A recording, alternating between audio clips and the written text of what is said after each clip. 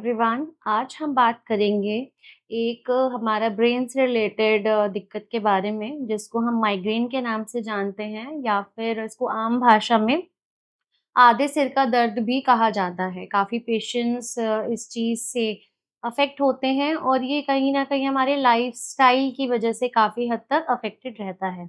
तो आइए जानते हैं कि माइग्रेन क्या होता है, माइग्रेन के कॉज़ेज़ क्या होते हैं, किस वज़ह से ये होता है, इसमें क्या-क्या सिम्पटम्स देखने को मिलते हैं, इसकी जाँच किस तरीके से हो सकती है एंड इसका आयुर्वेदा एस्पेक्ट क्या रहता है। तो सबसे पहला माइग्रेन होता क्या है? ये एक क्रॉनिक न्यूरोलॉजिकल डिसऑर्डर है, जो हमारा बार-बार हमें दर्द हमें फ़ील होता है, जिसको एक रिकरेंट का टर्म दिया गया है कि रिकरेंट हमें ये देखने को मिलता है। इसके अलावा ये ज़्यादातर वन साइडेड ही रहता है बट कुछ केसेज़ में दोनों साइड भी दर्द देखने को मिलता है एंड इसके साथ कुछ और भी सिम्पटम्स देखने को मिलते हैं, जैसे कि आपको उल्टी आना या फिर आपका जी मचलाना। तो ये कुछ ऐसे सिम्पटम्स हैं जो सर दर्द के साथ देखने को मिलते हैं इस बीमारी में। तो नेक्स्ट हम जान लेंगे कि माइग्रेन के कॉज़ेज़ क्या रहते हैं। इसका जो एग्ज़ैक्ट कॉज़ है या फिर आप कहेंगे कि जो एक फ़ॉरमोस्ट कॉज़ होता है वो अब तक अननोन है। बट इसके काफ़ी सारे कॉम्बिनेशंस रहते हैं कॉज़ेज़ के जो इस प्रकार हैं। सबसे पहले इसमें आपका रहता है जेनेटिक प्रीडिस्पोज़िशन, मतलब कहीं न कहीं अगर आपकी फ़ैमिली में ये पहले से प्रिवेल कर रहा था, तो आपको चांसेस हैं, आपकी फैमिली में आगे चांसेस हैं कि ये माइग्रेन देखने को मिलता है। इसके अलावा जो हमारा ब्रेन है, उसमें कुछ एबनॉर्मल एक्टिविटीज़ का होना से भी माइग्रेन के चांसेस बहुत हद हद तक बढ़ जाते हैं। इसके अलावा नेक्स्ट आपका आता है कि जो हमारे न्यूरोट्रांसमीटर्स होते हैं, उसमें कहीं न कहीं चेंजेस देखने को मिलना या उनका एक डिग्रेड हो जाना। तो न्यूरोट्रांसमीटर्स क्या होते हैं? जो हमारे ब्रेन के सेल्स होते हैं उनको न्यूरॉन्स कहा जाता है। तो न्यूरॉन्स के थ्रू एक न्यूरॉन से दूसरे न्यूरॉन में सिग्नल्स जाते हैं और इसी लाइन में हमारा जो ब्रेन का फंक्शन होता है, वो हमारा रेगुलरली होता रहता है। मतलब कुछ-कुछ न्यूरोट्रांसमीटर्स के थ्रू केमिकल्स होते हैं जो एक न्यूरॉन से दूसरे न्यूरॉन में ट्रांसफ़र किए जाते हैं। तो ये भी एक तरीके का आप कहोगे कि केमिकल्स ही होते हैं, तो जो वो एक न्यूरॉन से दूसरे न्यूरॉन में ट्रांसफ़र होते हैं और अगर इनमें किसी भी तरीके का चेंज आ जाए, तो ये हमारे ब्रेन में इंटेंस पेन दे सकते हैं। इसके अलावा हमें नॉज़िया और वॉमिटिंग की शिकायत रह सकती है एंड कहीं न कहीं हमारे जो इमोशंस हैं, वो बहुत ज़्यादा डिसबैलेंस्ड रहते हैं। तो नेक्स्ट इसमें अगर मैं कॉज़ आपको बताऊँ, तो कॉज़ इसमें ज़्यादातर आपका जो स्क्रीन टाइम है या फिर जो लैक ऑफ स्लीप है, ये भी कहीं न कहीं इसके कॉज़ेज़ देखने को मिलते हैं।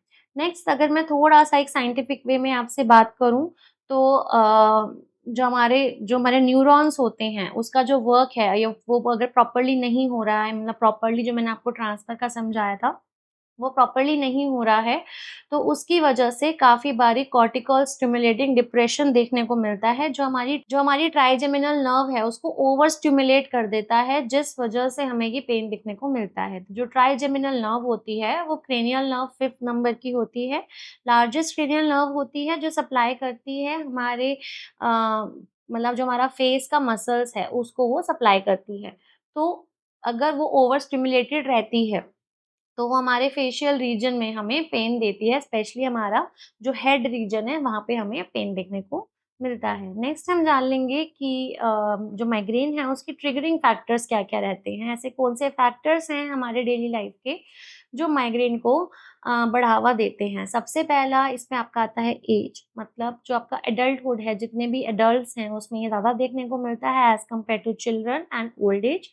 एंड नेक्स्ट जो हमारा वुमेन का मतलब जो साइड है, वो ज़्यादा अफ़ेक्टेड रहता है as compared to men due to the emotional instability and the hormonal changes during menstrual periods.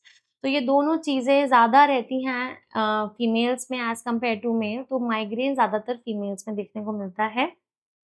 जो हमारा एस्ट्रोजन होता है, उसका कहीं न कहीं आप कहोगे फ्लक्चुएशन होना at the time of menstruation या फिर उसके बिफ़ोर, तो उसका ओवर फ्लक्चुएशन हो जाना भी कहीं न कहीं माइग्रेन में रिज़ल्ट करता है। इसके अलावा जो हमारे इमोशंस मैंने आपको बताया, तो इमोशनल इंस्टेबिलिटी फीमेल्स ज़्यादा प्रोन रहती हैं, जैसा कि जैसा कि आपका स्ट्रेस लेवल्स या फिर आपकी एंग्ज़ायटी या फिर मतलब एक तरीके का फ़ियर का होना। तो ये सारे जो इमोशंस हैं, ये भी लंबे समय में अगर लंबे टाइम तक रहते हैं, तो ये आपको माइग्रेन दे सकते हैं। नेक्स्ट इसमें आपका ट्रिगरिंग फैक्टर रहता है कि जो कैफ़ीन है या फिर जो जंक फूड है, उसका अगर हम या तो ओवर कंज़प्शन कर रहे हैं या फिर अगर हम उसका विथड्रॉल भी कर रहे हैं, तो भी आपको ये पेन देखने को मिल सकता है। एंड जो चाइनीज़ फूड है, जिसमें एमएसजी आपका रहता है, जो एक मेन कंटेंट की तरह यूज़ होता है स्पेशली चाइनीज़ फूड में, वो भी एक रीज़न पाया गया है माइग्रेन के पीछे। तो इसी वजह से हम देख रहे हैं कि माइग्रेन के जो केसेज़ हैं, वो आजकल ज़्यादा देखने को मिल रहे हैं। नेक्स्ट इसमें ट्रिगरिंग फैक्टर्स कुछ और अगर मैं कहूँ तो कुछ जो एक्सट्रीम वेदर कंडीशंस हैं, वो भी इस चीज़ को कहीं न कहीं अफ़ेक्ट करती हैं। एंड हमारा फिज़िकली अपने आप को बहुत ज़्यादा आप कह सकते हो थकाना, मतलब ओवर फिज़िकल एक्टिविटी करना। इसके अलावा कुछ ऐसी मेडिसिन्स हैं जैसा कि ओरल कॉन्ट्रासेप्टिव्स या फिर वैसोडायलेटर्स, वो भी कहीं न कहीं ट्रिगर करते हैं आपके माइग्रेन को। इसके अलावा जो लास्ट मैं इसमें ट्रिगरिंग फैक्टर अगर आपको बताऊँ, तो जो हमारे जो ब्राइट लाइट्स हैं या फिर एक्सट्रीम साउंड्स हैं, लाउड साउंड्स हैं या फिर कुछ ऐसी अनयूजुअल चीज़ें होना हमारे डेली लाइफ में, वो भी माइग्रेन को कहीं न कहीं अफ़ेक्ट करती है। नेक्स्ट हम जान लेंगे माइग्रेन के सिम्पटम्स क्या-क्या रहते हैं। तो इसमें कहीं-कहीं इस तरीके का डिस्क्रिप्शन रहता है कि प्रीडोम और पोस्टड्रोम, मतलब कि जो आपका माइग्रेन का मेन आपका एपिसोड रहता है, उससे पहले क्या आपको सिम्पटम्स देखने को मिल सकते हैं 1-2 दिन पहले कि आपको माइग्रेन का अटैक हो सकता है। तो इसमें प्री-डोम में मैं आपको बताऊँगी, सबसे पहला इसमें आपका रहता है कॉन्स्टिपेशन आपको फ़ील होगी, आपको एक्सेसिव फूड की क्रेविंग्स हो सकती है, आपकी नेक और हमारी जो बैक है वो आपको स्टिफ़ महसूस हो सकती है, फ्लूइड का रिटेंशन देखने को मिलता है बॉडी में, एक्सेसिव आपको प्यास लग सकती है। प्यास लग सकती है या भूख, जैसे मैंने आपको बताया, तो इस चीज़ के चांसेस ज़्यादा देखने को मिलते हैं। फ्रीक्वेंट यूरिनेशन, तो ये आपके प्री-डोम सिम्पटम्स होते हैं जो आपको 1-2 दिन पहले हो सकता है देखने को मिले माइग्रेन के अटैक से। नेक्स्ट इसमें हम जान लेंगे मेन सिम्पटम्स क्या-क्या रहते हैं। इसमें आपका थ्रोबिंग पेन होता है या फिर पल्सेटिंग पेन होता है। जैसा मैं आपको बताऊँ, कोई ऐसे वॉल है, उसपे हम बार-बार कोई चीज़ ऐसे मार रहे हैं, चाहे वो छोटी-सी बॉल है, तो वो ऐसे टक, टक, टक, अगर आप समझ पा रहे हैं, तो उस तरीके का पेन, ये स्पेसिफिक पेन रहता है माइग्रेन में और वो बढ़ता जाता है। And it may last from like 4 hours to 72 hours also, अगर आप उसको ट्रीट नहीं करते हो, तो इतना लंबा एपिसोड भी हो सकता है माइग्रेन के पेन का। इसके अलावा आपको नॉज़िया और वॉमिटिंग मेनली देखने को मिलेगी अलोंग विद द पेन, मतलब आपका कुछ भी खाने का मन नहीं करेगा और अगर आप खा भी लेते हैं even if it's a drink, तो भी आपको लगता है कि मुझे ये चीज़ वॉमिट आउट कर देनी चाहिए। नेक्स्ट इसमें रहता है आपका एसोसिएटेड सिम्पटम्स, उसमें सबसे पहला वही आता है आपका कि नॉज़िया, वॉमिटिंग, मतलब अपार्ट फ्रॉम योर हेडेक आपको क्या-क्या चीज़ें बॉडी में देखने को मिल सकती हैं। तो इसमें आपका जो विज़न रहता है वो ब्लर्ड रहता है, आपको ओवर सेंसिटिविटी हो जाएगी to light and to sound, and इसके अलावा नॉज़िया और वॉमिटिंग। इसके अलावा ऑरा इसमें कुछ पेशेंट्स में देखने को मिलता है, उसमें आपका टेम्परेरी लॉस ऑफ विज़न देखने को मिलता है, tingling sensation in the body आप देख सकते हो या फिर आपको कुछ पैटर्न्स आपकी आँखों के आगे आते हैं जैसे ज़िगज़ैग या फिर लाइन्स या राउंड्स। तो ये आपको एक विज़ुअल इम्प्रेशंस आपको हो सकता है देखने को मिले या फिर काफ़ी बार टेम्परेरी लॉस भी हो जाता है विज़न का। तो ऑरा में ये चीज़ें देखने को मिलती हैं। नेक्स्ट हम बात कर लेंगे पोस्टड्रोम सिम्पटम्स के बारे में, मतलब आपको माइग्रेन का अटैक आ गया, उसके बाद क्या चीज़ें आपके साथ हो सकती हैं। एक तो कंप्लीट कन्फ्यूज़न, आपको ड्रेन्ड महसूस होगा कि आप कंप्लीटली लॉस्ट रह सकते हैं up to a day, and आपको वॉश्ड आउट फ़ील होता है, कुछ खाने का मन नहीं करता, किसी से बात करने का मन नहीं करता, पूरी बॉडी में ऐसा लगता है कि ताकत नहीं है। आप मतलब ऐसे लेज़ीनेस में ही शायद पूरा दिन 1 या 2 दिन आप निकाल दो। तो ये आपके पोस्ट सिम्पटम्स रहते हैं और मोस्ट केसेज़ में ये दोनों प्री-डोम एंड पोस्ट-डोम देखे जाते हैं पेशेंट्स में। नेक्स्ट हम बात कर लेंगे माइग्रेन के डायग्नोस्टिक टूल्स के बारे में। इसमें जो क्लिनिकल एग्ज़ामिनेशन रहता है, मतलब जो पेशेंट्स के हिस्ट्री रहता है, जो पेशेंट्स बताता है चीफ कंप्लेंट्स में, वो ही सफिशिएंट रहता है 50-60% केसेज़ में, और मैं कहूँगी ज़्यादातर केसेज़ में क्योंकि इसका जो पैटर्न है वो बहुत स्पेसिफिक रहता है। एंड नेक्स्ट अगर फिर भी अगर आपको कंफर्मेटरी कराना हो एमआरआई के लिए तो सीटी स्कैन और MRI are used for this condition. Next इसमें अगर मैं थोड़ा ट्रीटमेंट का आपको बताऊँ, मोस्टली इसमें सिम्प्टोमेटिक ट्रीटमेंट दिया जाता है, जैसा कि ट्रिप्टैन्स होता है या फिर ओटीसी पेन रिलीफर्स या फिर एंटी नोज़िया ड्रग्स, मतलब जो भी आपको सिम्पटम्स आ रहे हैं उसके अकॉर्डिंग आपको रिलीफ दिया जाता है थ्रू दीस मेडिसिन्स। नेक्स्ट हम बात कर लेंगे इसके आयुर्वेदा एक्सपेक्ट के बारे में कि आयुर्वेदा में माइग्रेन का किस तरीके से डिस्क्रिप्शन दिया गया है। तो आयुर्वेद में माइग्रेन को अर्धाव भेदक के नाम से जाना गया है, जिसमें वात और पित्त दोष की दृष्टि देखी जाती है। किसी-किसी केस में कफ दोष भी इन्वॉल्व रहता है, बट ज़्यादातर वात और पित्त दोष मोस्टली केसेस में देखा जाता है। तो अब हम जान लेंगे कि इसमें क्या कॉजेज़ हैं अकॉर्डिंग टू आयुर्वेद।